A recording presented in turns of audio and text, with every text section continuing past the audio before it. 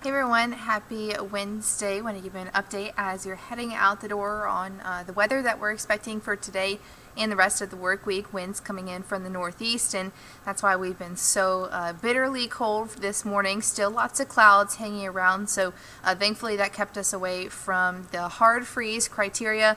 High pressure off to our north, and that's bringing in these cold conditions. Temperatures right now into the middle to upper 30s. Feels like temperatures into the middle 30s for us here in Jackson. Still feeling like those freezing temperatures in Yazoo City as well as Kosciuszko. So it is just a cold morning. Make sure that if you haven't headed out the door yet, wear multiple layers, scarf, winter coat, as well as those gloves. We'll have more cloud cover heading into the evening hours after some peaks of sunshine.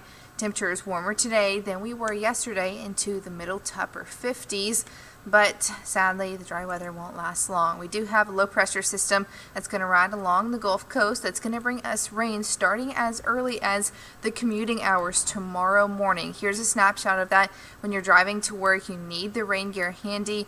Lots of heavy rainfall, especially down to our south. We could have a few hours of some dry time in the afternoon, but overall, you need to keep that rain gear handy, especially for the evening commute. Dinner time hours on your Thursday, it looks to be a wet one. That's going to continue through the overnight hours Friday.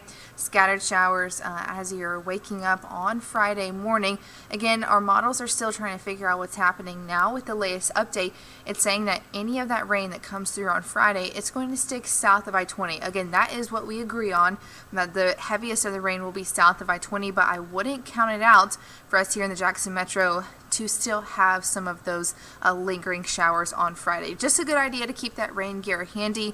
Those showers in the Pine Belt will linger through Saturday morning. Most of us dry for the first half of your weekend. I think that we're also going to be mainly dry, especially than what that snapshot shows on your Sunday. Again, we can't rule out a few stray showers, but certainly not a day that you need to avoid outside at all. For rainfall over the next 7 days, we're expecting heaviest amounts down to our south, 2 to 3 inches south of I-20.